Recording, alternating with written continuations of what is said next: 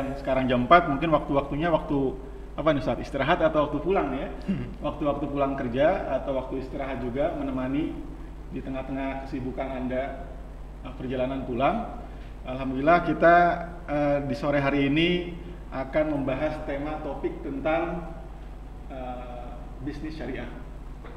Dan alhamdulillah di sore hari ini sudah kita ditemani dengan praktisi bisnis syariah, Ustadz Arif Yunus. Terima kasih Ustadz sudah menyempatkan waktu untuk hadir di sore hari yang cerah ini. Biasa hujan nih cerah, mudah-mudahan juga secerah keadaan kita sekarang nih. Agak haredang juga. Haredang ya Ustadz. Kebanyakan ini haredangnya nih. Di tengah situasi yang mungkin kita masih COVID ya, kita masih merasa COVID, juga teman-teman juga di rekan-rekan di pemirsa sekalian, teman-teman Sobat Sultan juga ada juga mungkin yang masih work from home atau kerja di rumah di tengah keasikan ya. Tapi ada juga kalau Ustaz sendiri apa kerja bisa aktivitas harian saat ya begini saja nih. Begini aja ya. Udah bisa menyesuaikan Ustaz ya. Banyakan di rumah, 90% di rumah. Luar biasa lah. 90% di rumah kayaknya menikmati itu. Ya. Dan kita juga udah mulai menikmati juga walaupun banyak pekerjaan-pekerjaan aktivitas di luar sana yang agak sulit kalau dikerjakan di rumah. Jadi tidak seluruh pekerjaan itu bisa diwakilkan dengan kerja di rumah. Nah Ustadz, ini tema kita sore hari ini agak umum Ustadz, tapi akan kita kerucutkan berkenaan dengan kehidupan kita dan juga permasalahan yang ada di tengah-tengah kita berkaitan dengan bisnis syariah yang di tengah-tengah pandemi masa sulit. Kalau kita lihat kan saya nggak tahu nih apa semua orang sepakat sekarang masanya sulit atau enggak. Kalau kita tanyakan ke pemilik Zoom pasti nggak sulit, malah mereka senang itu gitu ya di tengah-tengah. Tapi secara merata apalagi masyarakat Indonesia itu 90% kan informal kerjaannya, tentu akan terdampak. Nah kira-kira kalau menurut Islam itu sendiri itu kategori krisis ekonomi atau permasalahan sosial itu sekarang itu udah masuk kriterianya belum sih Ustaz? Ya, tentu untuk memastikan harus ada data. Data kan gitu ya untuk memastikan. Tapi secara umum kita bisa melihat kalau disebut dengan krisis sampai sekarang sebelum COVID pun kita bisa mengatakan persoalan ekonomi itu belum bisa terpecahkan. Ya. Kenapa? Karena kalau bicara tentang krisis ya, atau bicara tentang problem ekonomi, kita kan harus melihat problem itu kan individual, ya, tidak bisa dilihat general gitu. Ya, misalnya kita bilang, wah Indonesia ini kaya ini, pendapatan rata-rata 100 juta misalnya, misal, ya dalam pandangan Islam ada satu orang miskin saja itu udah problem, kan gitu, ya kan? Jadi kalau kita katakan apakah sekarang krisis, harus dilihat krisisnya ini dalam konteks apa. Kalau krisisnya dalam konteks negara, berarti hitungan-hitungannya kan hitung-hitungan negara itu. Ya. Apa indikatornya, cadangan devisanya ada atau tidak, kan itu inflasinya seperti apa, apakah ada hutang itu semakin meningkat atau tidak, kan gitu. Ya. Tapi kalau persoalan pribadi krisis atau tidak bisa ditanyakan masing-masing. Anda hari ini bisa makan nggak? Nggak bisa makan, udah krisis bagi dia. Iya. Gitu. Itu kriteria kalau negara ya. Individu. Nah, individu, Islam ya. itu melihat untuk menjawab pertanyaan tadi ini sekarang krisis atau tidak. Nggak cukup kita bicara tentang angka-angka makro, angka-angka data-data negara gitu. Tapi harus dilihat person to person, dan itu tanggung jawab negara itu sampai ke hal itu. Tadi yang saya katakan, satu saja ada orang miskin itu udah problem bagi negara. Satu aja Ustaz? Satu saja itu sudah. Saya ngelihat kayaknya nggak satu, dan itu pun kayaknya sebelum pandemi juga udah banyak Ustaz ya. Kan rata-rata kemiskinan di Indonesia itu kan katanya sudah di bawah 1 digit, 9,8% gitu. Nah, itu di bawah garis kemiskinan. Udah puluhan juta lah Ustaz ya. Belum yang di pas garis kemiskinannya. Kita belum tahu nih berapa. Kan? Apalagi kalau garis kemiskinannya tebal. Ya, berapa persen gitu. Belum lagi kalau kita ngelihat tabung gas LPG khusus untuk rakyat miskin. Nah, berarti rakyat yang menggunakannya miskin. orang miskin tuh ya. Memang pembicaraan tentang kemiskinan itu tidak pernah habis. Iya. Tentang indikator kemiskinan itu apa, itu nggak pernah habis. Kemudian juga tentang solusi, termasuk solusi, ya itu tidak pernah habis. Itu didiskusikan terus berkembang. Tapi kalau kita bicara Islam, Islam itu sudah punya peminat solusi yang baku, kita bilang gitu. Prinsip memang satu hal yang prinsip harus dilakukan, tetapi dengan solusi ini tinggal nanti bagaimana strategi turunannya itu diluncurkan. Ya. Nah, misalnya tentang indikator kemiskinan, sederhana dalam Islam. Miskin itu kan kalau dia tidak terpenuhi kebutuhan. Sandang pangan. Kebutuhan pokok. Gitu. Okay. Pokok nggak terpenuhi, miskin dia. Primer ya. Gitu. Ya. Nah, kalau standarisasi kemiskinan itu sudah benar, sudah sepakat kita, kan tinggal bicara solusi. Iya. Ya kan? Nah, kalau nggak sepakat, solusinya pasti beda-beda. Iya. Ada solusi yang cespleng, ada solusi yang dilakukan bertahun-tahun nggak akan selesai. Iya. Dan kalau standar yang ditetapkan Indonesia itu berapa, Ustaz? Penghasilan 300.000 ya? Ya kan, kalau menurut World Bank itu kan $2 $2 per hari ya? Per orang, per kapita, per bulan. Per bulan. $2 ya, per hari. Per hari. Okay. Per orang. Per orang ya. Kapita. Artinya kalau misalkan kita kayaknya bisa lebih jauh lagi di bawah $2 itu sendiri. Iya, kalau menggunakan standar itu saja mungkin banyaknya orang miskin yang terdata itu lebih besar dibandingkan dengan 9,8%. Iya. Artian secara 100% kita bisa katakan bahwa sekarang itu kita udah krisis lah dalam hal ekonomi dan. Nah, kalau bersangkut paut dengan Islam, sebenarnya zaman Islam dulu, ini krisis ini baru muncul sekarang aja pada saat masa sekarang, atau zaman-zaman Nabi atau zaman sahabat yang menjadi kiblat kita untuk mencari solusi itu pernah juga terjadi, Ustadz, yang ada wabah terus tiba-tiba berefek ke ekonomi dan sosial segala macam, Ustadz. Ya, pernah terjadi. Itu adalah sesuatu yang alami sebenarnya. Ya. Namanya musibah itu pasti terjadi. Ya. Yang penting itu sebenarnya bukan di konteks musibahnya itu sudah pernah terjadi atau tidak. Ya, bukan berarti kalau sudah pernah terjadi berarti Islam gagal, enggak begitu. Kan gitu. Bukan begitu ininya cara pandangnya. Karena namanya musibah, adanya paceklik, adanya orang miskin dan sebagainya, itu sesuatu yang memang bisa saja terjadi di luar kemampuan manusia ya. Itu bisa jadi di luar kemampuan manusia. Ada qadha dari Allah. Kalau paceklik musim kemarau panjang misalnya, atau ada wabah, itu kan qadha dari Allah. Nah, persoalannya bukan di konteks kejadiannya, tapi persoalannya adalah bagaimana kita bisa menyikapi itu dan memberikan solusi. Merespon dan responnya seperti apa? Ini yang kemudian membedakan antara respon Islam dengan yang lain. Misalnya kita bicara COVID, COVID ini mungkin kalau orang berandai-andai bertanya, mungkin nggak COVID ini terjadi zaman dulu? Ya mungkin saja. Mungkin saja, karena zaman dulu juga ada taun kan gitu, kan ada wabah kan gitu. Mungkin itu qadha dari Allah. Hanya lalu kemudian kita teriak, rakyat sekarang kan teriak nih, ya kan, teriak-teriak ini gimana sih cara penanganannya dan sebagainya. Nah, yang harus dilihat oleh orang atau oleh para penguasa itu adalah yang kita teriakin itu bukan wabahnya. Kita tidak menyesali wabah itu tanda kutip, atau tidak menyalahkan wabah itu, tapi yang kita lihat itu adalah bagaimana menangani wabah itu. Yang kita kritisi, itulah domain manusia. Di dalamnya ada sistem, di dalamnya ada penguasa yang di domain itulah mereka punya tanggung jawab, kewajiban untuk menangani itu semua. Gitu, ya. Jadi zaman Rasul namanya krisis ada. Zaman Madinah kan Rasul pernah diboikot. Oh iya, lebih parah lagi itu ya. Ya kan gitu. Itu situasinya ya. Kita bisa bayangkan namanya diboikot oleh negara lain sekitar, oleh Quraisy, oleh Yahudi kan gitu. Dari Palestina, Gaza sekarang mungkin ya. Seperti sekarang ini, itu kan kondisi-kondisi yang terjadi. Ya. Lalu di zaman Umar pun pernah terjadi paceklik, gitu kan. Kadang-kadang kas Baitul Mal juga kosong, itu pernah terjadi. Tapi sekali lagi yang ingin saya sampaikan, yang harus kita pelajari itu bukan di peristiwanya itu, tapi yang harus kita pelajari adalah bagaimana penanganan itu. Maka kita bisa melihat bagaimana Rasul itu memberikan cara, ya kan gitu, memberikan cara yang harus dilakukan oleh seorang Muslim untuk menghadapi itu. mulai dari pendekatan akidah, pendekatan langit kan gitu, doa, ibadah yang kuat kan gitu. Di samping pendekatan-pendekatan yang sifatnya duniawi, ya, yang sifatnya itu adalah konteks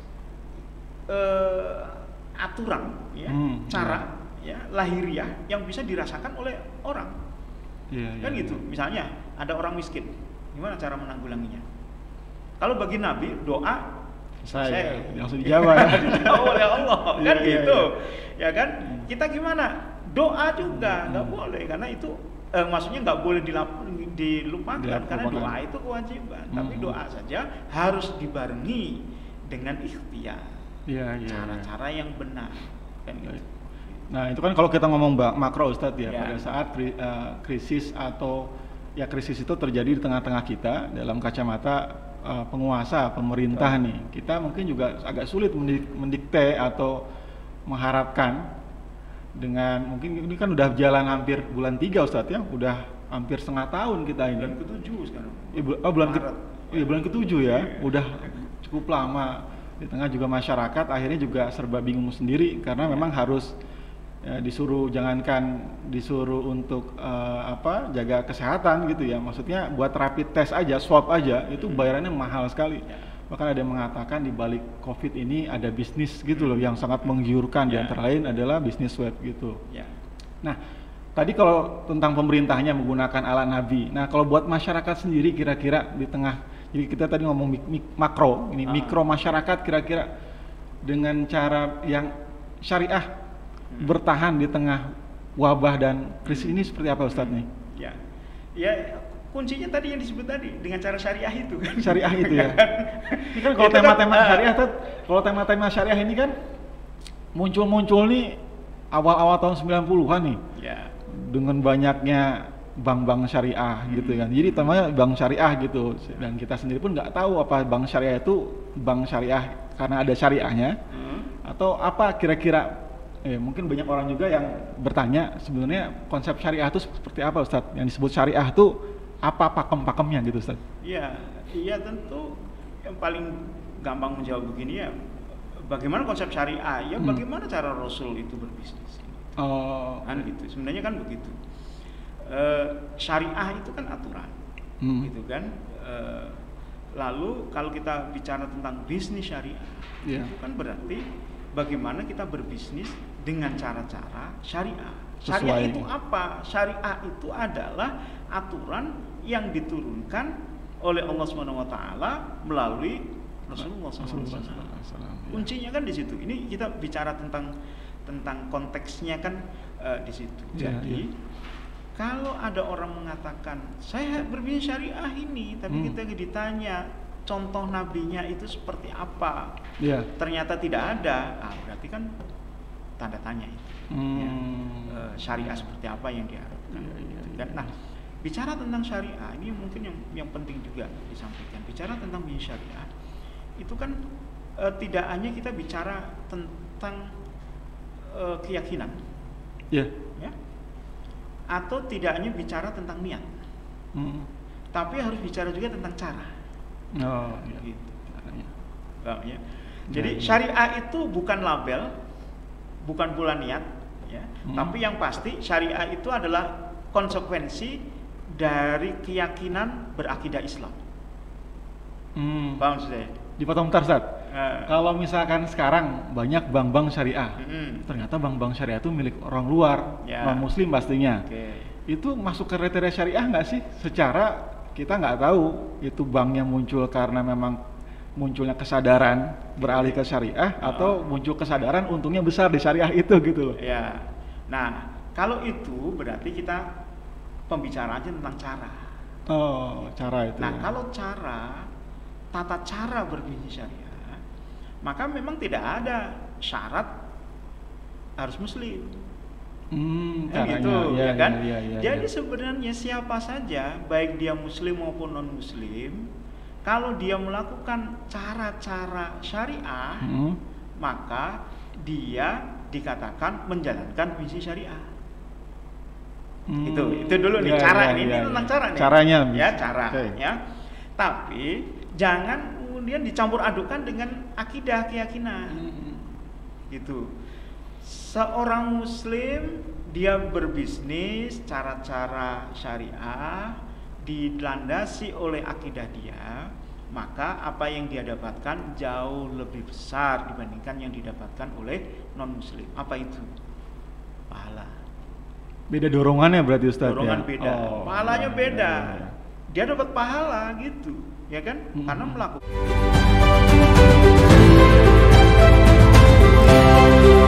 Dia itu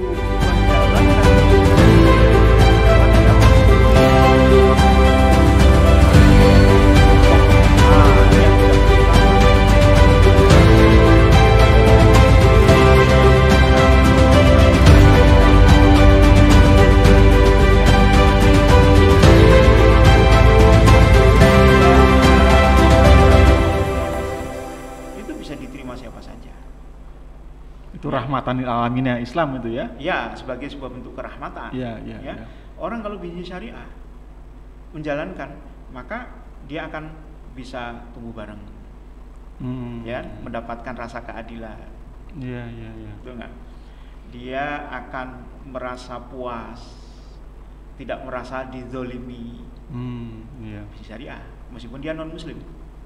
Nggak seperti sekarang kalau hitungannya uang dia berkumpul di satu tempat, nggak muter.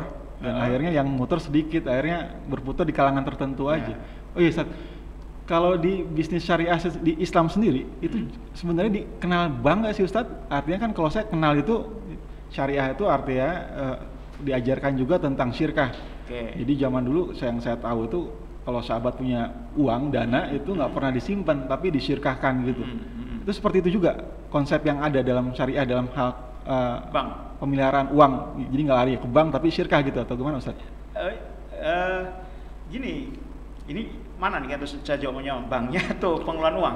Kalau pengelolaan uang, kalau pengelolaan uang begini, kalau pengelolaan uang prinsipnya di dalam Islam itu adalah uang itu harus berputar. Berputar, oke. Prinsipnya itu tidak boleh uang itu dia ditimbun, disimpan. Haram ditimbun ya?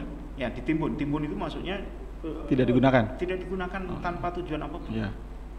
Haram hukumnya, ya kan? Kalau hukum ini diterapkan, apa hikmahnya?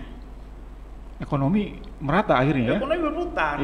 Nggak ada uang yang nganggur, diputar terus. Gitu. Uang itu berputar, ya kan?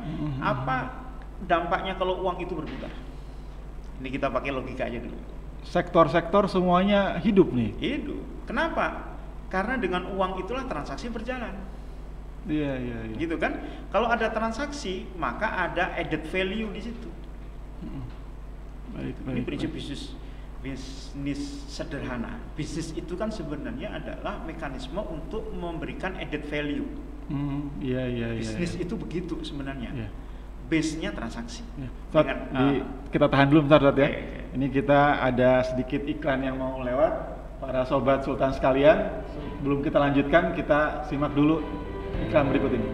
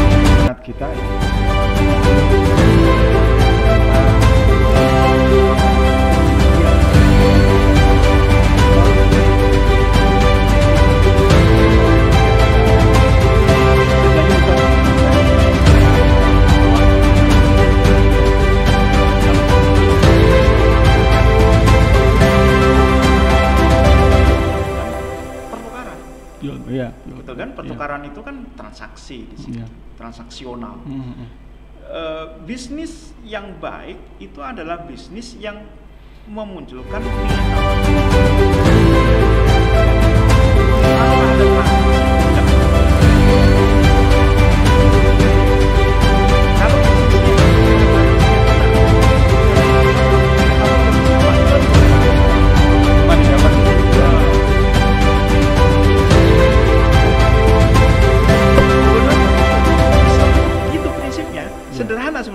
kalau kita mau sederhanakan ya, bisnis Islam itu, kita ingin ambil perasaannya lah.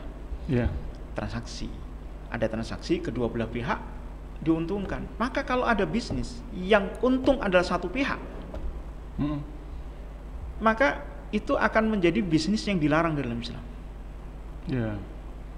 Contoh, apa contohnya? Bisnis yang pasti yang untung satu pihak. Apa nih, Ustaz? Rentenir apa ya? Riba misalnya. Riba. Riba. Coba kita riba itu siapa yang diuntungkan? Di dalam transaksi itu, ketika kita bertransaksi nih. Iya. Atau jangan kita, orang lain lah ya, orang lain. Si A dengan B. Si A bilang, saya kasih pinjaman 100 juta. Tapi nanti satu bulan kembalikan 110 juta. Ketika ada transaksi apa? Saat itu kan kita berbicara transaksi. Pada saat transaksi itu siapa yang untung? Yang meminjam pasti untung, dia sudah ketahuan ini masuk juta. Orang yang Minjem uang. Ya. Udah bunganya kalau nggak salah sekarang udah sampai 400 triliun Ya. per tahun bayarnya, Ustaz. Ya. Yang diuntungkan kan ya, yang pasti untung adalah orang yang minjemin. Kan? Ya, Orang yang meminjam dia belum tentu. Kalau dia gunakan bisnis mungkin untung, bisa tidak. Tapi kalau dia pinjam untuk berobat, di mana untungnya? Iya. Jadi riba itu adalah transaksi ketika satu pihak pasti untung, satu pihak belum tentu untung. Itu yang disebut kalau di Tidak Islam, adil. Gitu. itu yang disebut kalau di Islam itu tolong menolong, nggak boleh ada lebihnya ya, Ustaz ya, nggak boleh ada keuntungannya ya, kecuali kalau ada lebihnya harus bisnis gitu, Ustaz ya. Ya bukan tolong menolong. Nanti Iya, harus memberikan hutang.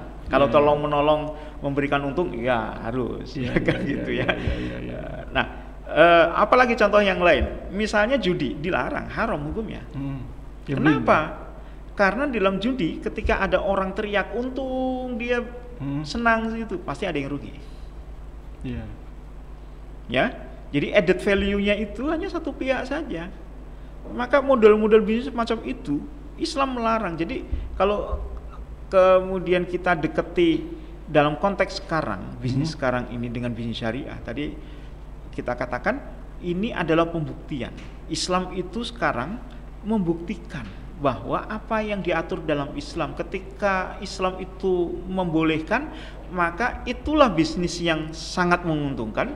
Dan ketika Islam itu melarang, maka pasti ada mudarat, ketidakadilan dan kezaliman di situ. Oke. Berarti dan bisa dibuktikan.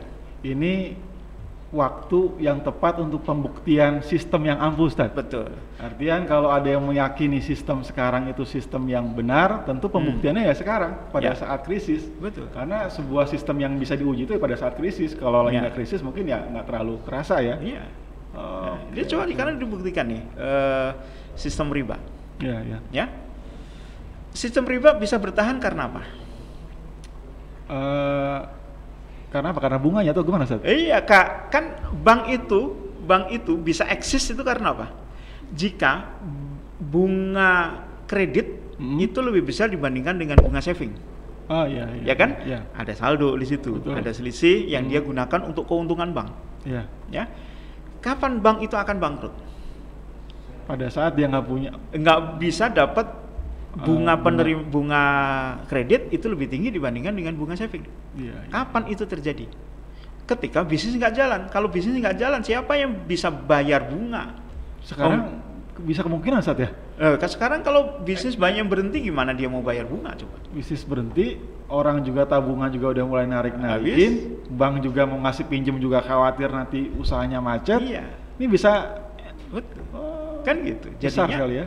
Jadinya kalau kemudian bank itu menghadapi resiko krisis, gitu. Ya, apalagi misalnya kemarin ketika COVID lalu ada PSBB.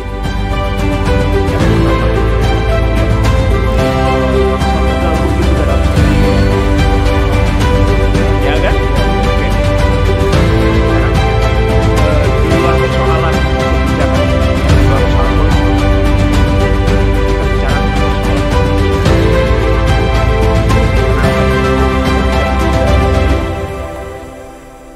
banyak juga yang nanya tuh datanya dari mana tuh ya. Kalau data bisa dicari, iya. Tapi dalam konteks tabiat bisnis, kita ini bicara tabiat bisnis. Pasar modal itu bisnis game, ya kan? Spekulasi, barang itu barang menyatakan ada risiko dampak terhadap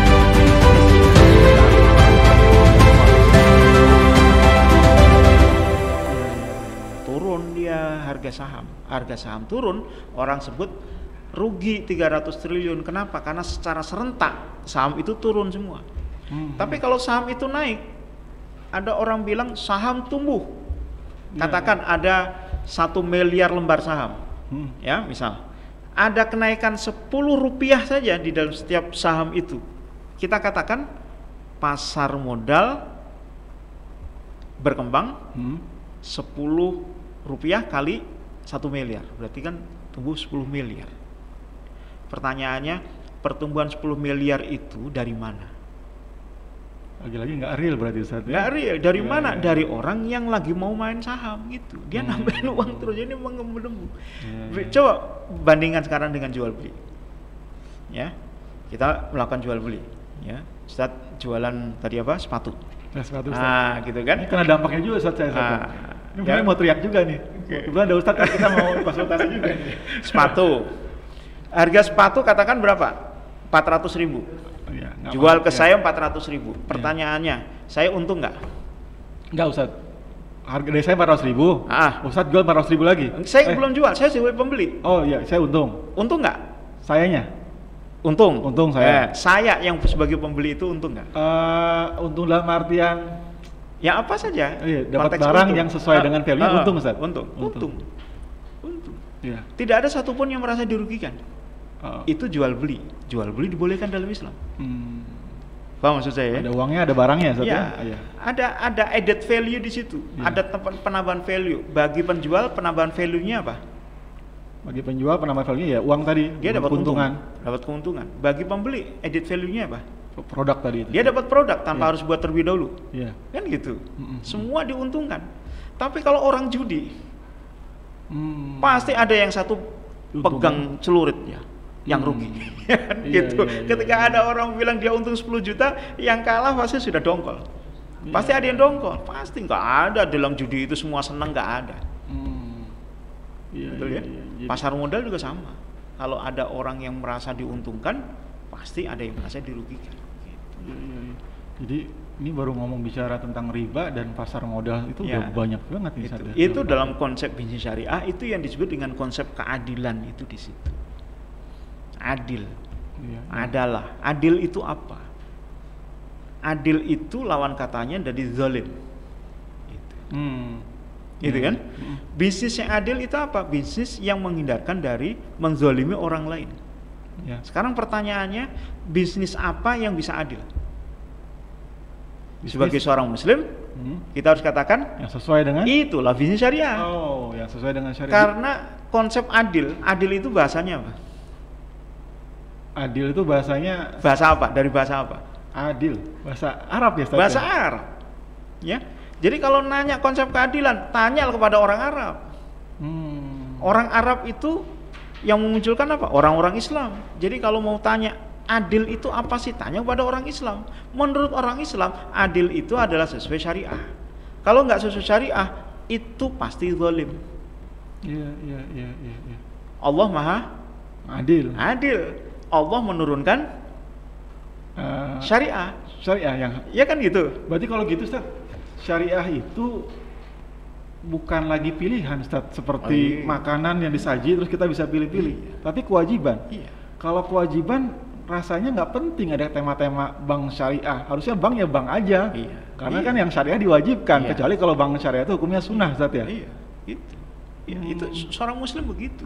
Dan dalam konteks Islam sebenarnya non muslim itu ya dia mesti dalam pandangan akidah, pandangan Allah, non muslim itu juga wajib menjalankan bisnis syariah dalam pandangan Allah. dalam pandangan Allah menguntungkan Ustaz buat non muslim atau hanya pasti menguntungkan ya, karena keadilan itu kan akan dirasakan oleh siapa saja. Namanya jadi keadilan itu begitu, akan dirasakan siapa saja tanpa memandang dia itu muslim atau non muslim. Jadi syariat dijalankan itu nggak hanya menguntungkan orang Islam aja ya, non muslim juga ya. Jadi postulatnya itu syariah sama dengan adil. Mereka tahu nggak ya Ustaz ya? Kenapa? Non muslimnya tahu nggak ya? Wallahu alam. Yang jelas mereka tidak mau menerima. Oh, kan gitu. Kalau mau menerima kan masuk Islam dia, gitu. Ya. Jadi gitu. Jadi nanti ketika di akhirat nih, ya, non muslim ditanya juga loh oleh Allah, kenapa kamu tidak menjalankan syariat Islam? Saya terkesan saat dengan syariah itu adil gitu, karena kan orang kalau sekarang itu jangan non muslim, yang muslim aja kalau syariat punten Ustaz, teroris, Ustaz, radikal, fundamental. Kayaknya ada kesalahan frekuensi nih Ustaz nih. Ya. Pembahasan itu akhirnya nggak tahu framing siapa nih ya. Karena kan kalau yang Ustaz bahas tadi tentang syariah, di mana muncul keadilan, pemerataan, uang nggak hanya mendep di satu tempat, itu kan harusnya baik yang mendukung Ustaz nih. Harus, wajib. Seorang muslim itu di dalam keyakinan dia harus mengatakan Islam itu benar. Islam itu benar. Iya. Ya, di luar Islam salah. Kita harus berani bilang begitu. Nah, sekarang itu kan kita itu menjadi muslim yang apologetik. Muslim yang ngeles. Kamu itu kenapa kok syariah saja. Gitu kan. Kemudian mulailah. Ya, sebenarnya enggak gitu. Saya bisa menerima yang lain kok, misalnya gitu. Ya, itu kan tindakan yang membela diri karena rasa minder. Ya, al-Islamu ya'lu wa la yu'la. Kan gitu mestinya. Islam itu tinggi dan tidak ada yang lebih tinggi dibandingkan dengan Islam. Betul. Islam itu benar. Jangan kita bilang Islam itu paling benar. Berarti yang lain benar juga. Oh. Karena kebenaran itu harusnya absolut. Iya. Ya kan? Kebenaran itu mutlak. Islam pasti benar. Iya. Bisnis syariah pasti benar. Kalau Islam pasti benar, maka pasti adil. Iya. Gitu kan? Kalau ada orang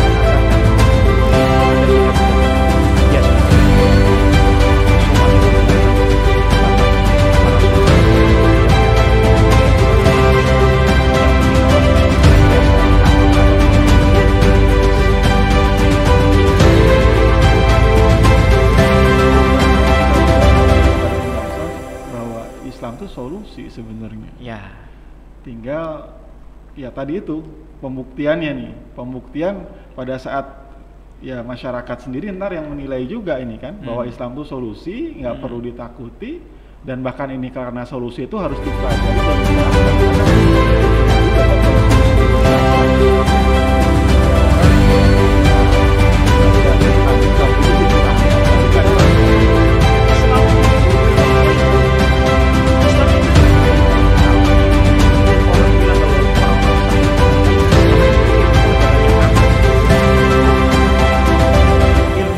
diterapkan. Itu bedanya kita belajar Islam dengan belajar hukum-hukum lain, itu di situ. Kalau kita belajar Islam itu dalam rangka diterapkan, bukan untuk kepuasan akal. Ya. Kira-kira kalau buat kita saat nih masyarakat nih atau pembisnis syariah, kira-kira yang jadi prioritas utama setelah tahu nih bahwa Islam itu solusi, kira-kira prioritas utama yang harus dilakukan itu apa, Ustaz? Ya diterapkan lah. Langsung diterapkan. Ya, kalau secara saja. Individu, Ustaz, kan kita mau ngapain nih? Apa kita besok kita narik atau enggak riba lagi? Atau kita besok menjalankan apa secara individu, Ustaz? Kalau secara negara tentu menerapkan syariat Islam secara harusnya keseluruhan, sehingga nggak ada tadi yang kata Ustaz, bank yang ribawi, tidak ada lagi bursa saham dan sebagainya. Kalau secara individu, Ustaz? Ya, sama sebenarnya. Hanya dalam konteks individu kan begini. Seorang individu, seorang muslim itu kan diperintahkan untuk tahu. Syarat pertama itu tahu, ya kan? Dia harus tafaqquh fiddin. Dia harus faham, faqih, faham agama. Tanpa dia faham agama, nggak mungkin dia itu bisa memilih mana yang benar, mana yang salah.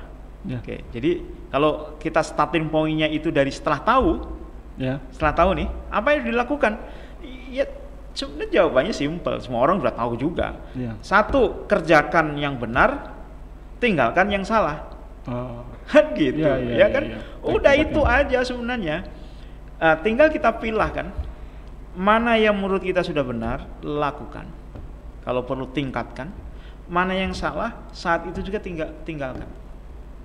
Ya, bisnis kita tahu riba itu haram, ya udah langsung tinggalkan di situ. Ini dulu nih, ini kita bicara tentang apa yang harus dilakukan, tinggalkan. Ya, apalagi misalnya kita berbisnis dengan cara jual beli yang diharamkan misalnya, tinggalkan. Udah saat itu juga tinggalkan. Ya. Jangan dikaburkan dengan sesuatu yang bersifat perasaan. Kan nggak gampang meninggalkan riba. Gimana itu cara ngelunasinya? Kalau saya punya uang sih saya tinggalin aja gitu. Nah, pisahin itu dulu. Yang dilakukan itu adalah komit dulu nih. Komit dulu ya. Riba tinggalin gitu. Ini setan-setan model begini harus disembelih semuanya. Gini kira-kira gitu kan? Nah, ketika ini sudah kita lakukan, maka insya Allah Allah akan kasih jalan. Jalannya apa? Pertolongan Allah gitu Ustaz. Ya, satu pertolongan Allah itu pasti, ya kan? Itu kita serahkan kepada Allah. Nah, hanya Allah itu ketika kita sudah komit riba tinggalkan, sebenarnya Allah itu sudah ngasih jalan. Oh, jalan untuk menjauhi dari yang dibenci Allah. Gimana caranya agar kita itu tidak lagi melakukan transaksi ribawi? Jalannya apa? Tinggalkan langsung. Ya itu kan gampang sebenarnya, tinggalkan. Kalau kita masih bicara, wah kayaknya masih sulit nih, berarti kita belum punya komitmen untuk meninggalkan itu. Nah pada saat kita masih melakukan itu, maka kita akan hidup berbisnis dengan penuh keraguan. Kenapa ragu? Karena di hadapan kita masih ada dua jalan. Ya, bentar Ustaz, nih ditunda yang dua jalan itu. Oke. Kita mau ke iklan-iklan dulu nih.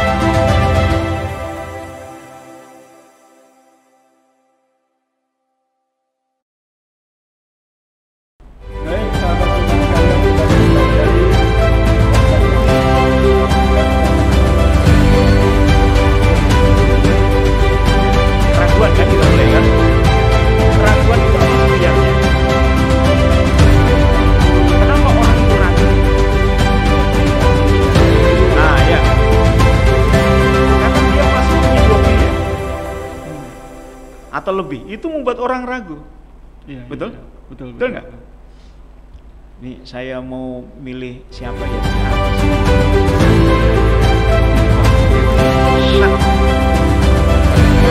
Ada pilihan. Seorang Muslim itu Allah itu satu. Yakin itu karena apa? Karena pilihannya cuma satu. Yaitu apa? Dia sudah memilih Allah itu satu.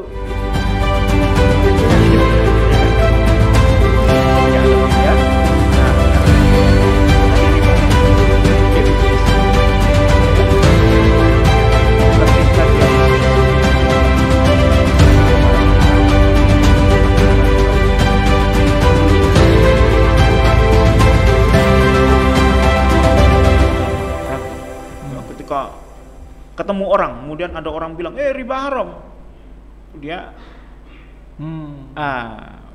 artinya itu pasti nggak tenang. Atau dia. kayak orang sekarang Ustaz, ya nggak apa-apa haram, ntar kan kalau maju juga saya infak juga, sedekah juga gitu Ustaz. Jadi itu ngelesnya Ustaz. Ya, itu cara-cara ngeles itu kan gitu. Intinya adalah dia itu kan masih ada dua pilihan, itu menjadi ragu. Ketika dia ragu, maka kaki dia itu kalau melangkah ini ya Ini kan dia di dua jalan nih. Iya, iya. Ya, kalau dalam bahasa Jawanya ngangkang gitu. Orang yang ngangkang kan jalannya nggak cepat.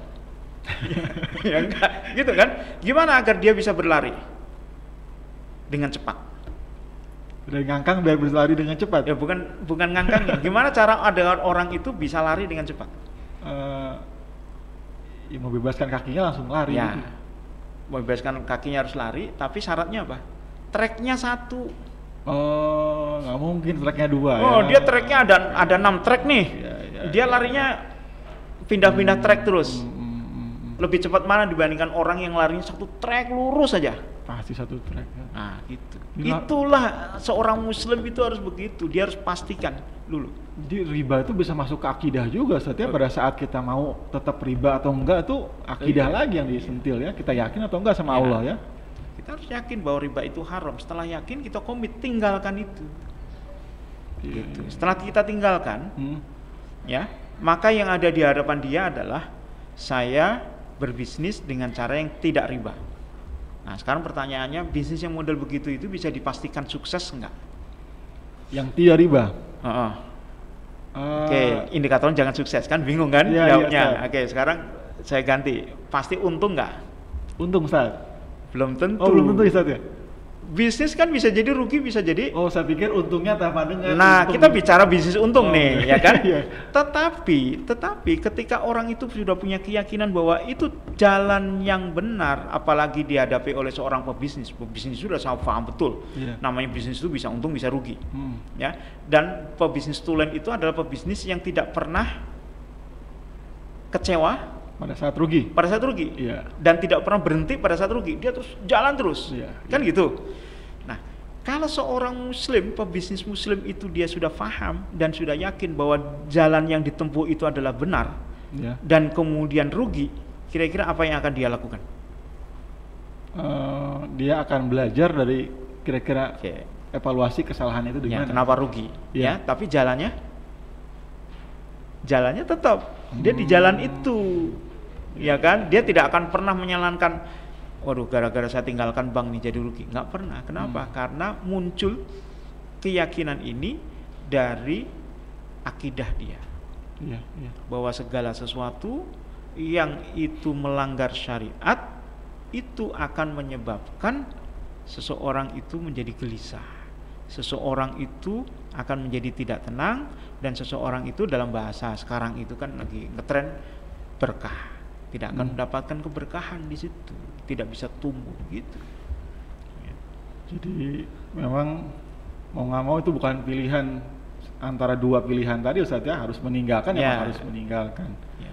Nah, tadi kita udah membahas tentang tentang bisnis syariah, di mana bisnis syariah itu adil karena pemerataan.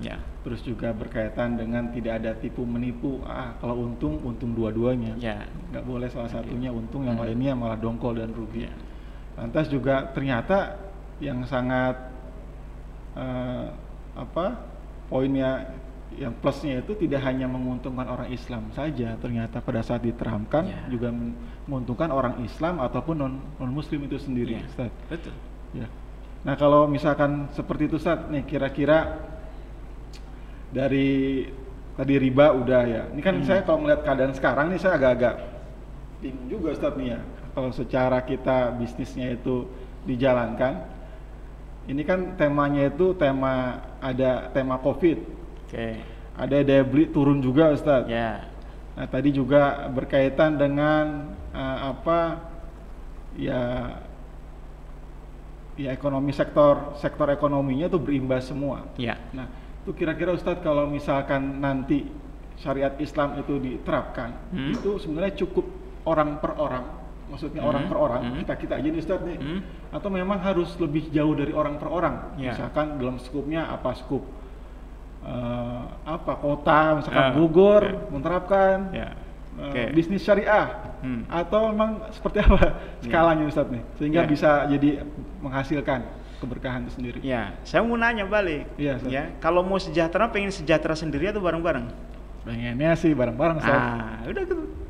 Jadi ketika kita bicara tentang kesejahteraan orang kaya, ya, orang menjadi kaya dan sebagainya, itu kan kita bicara bukan kita.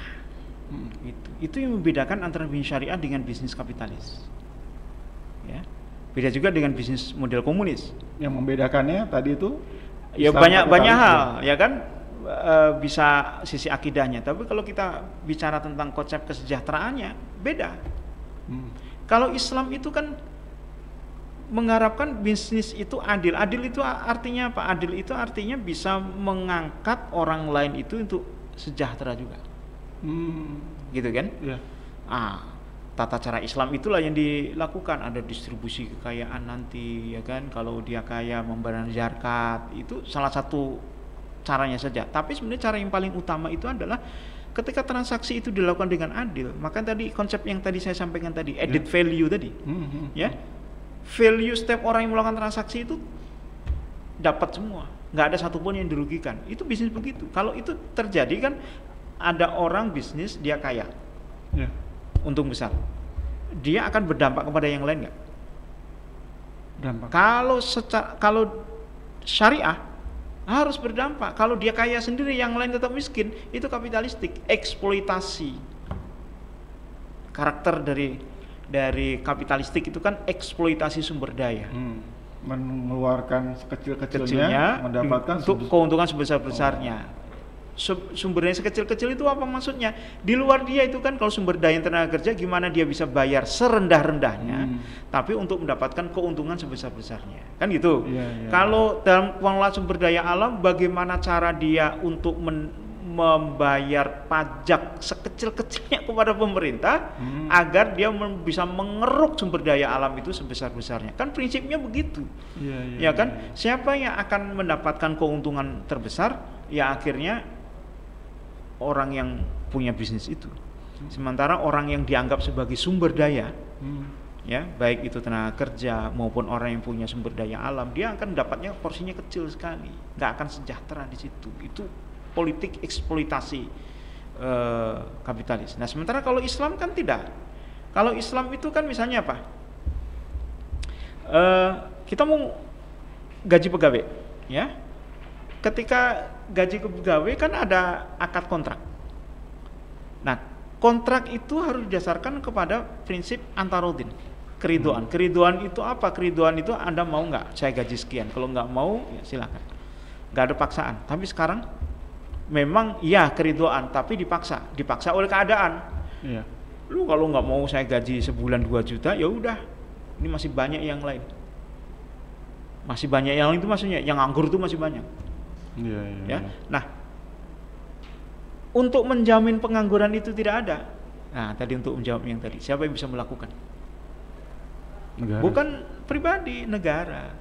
Kalau pengangguran nggak ada, maka posisi tawar tenaga kerja, ini kan sekarang lagi rame RUU Cipta Kerja, ya kan?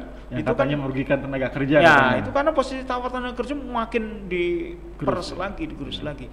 Karena posisi tawarnya itu tidak ada, apa yang terjadi? Ya begitu tadi. Kalau mau kerja saya gaji sekian, kalau nggak mau silahkan. Yang lain masih banyak.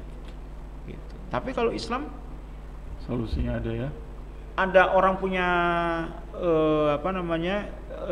kekayaan lebih, keuntungan besar, dia akan ajak, perusahaan kita untung besar nih, ya, alhamdulillah bulan depan saya naikin gajinya.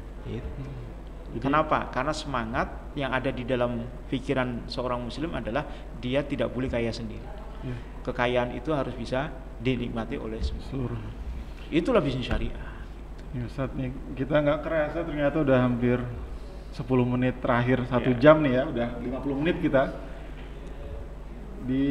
Ada kesimpulan Ustaz nih di menit-menit terakhir dari pembahasan kita tentang bisnis syariah, tema-tema tentang riba, tentang pasar modal, tentang keadilan, yang bisa Ustaz rangkum? Iya, intinya adalah begini.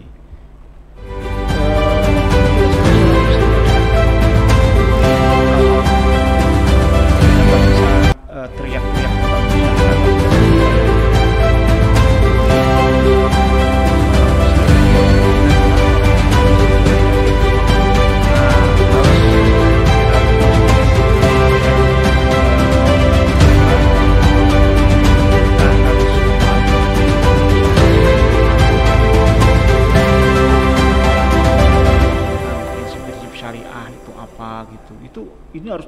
tertanam dengan baik, ya tertanam dengan baik. Nah, setelah ada keyakinan, maka seorang muslim itu tadi betul tadi dikatakan tidak lagi ada pilihan, ya, dia harus memilih Islam, memilih syariah, ya. Wah, berarti Islam itu memaksa, iya, kan gitu, memaksa ke jalan yang benar gitu.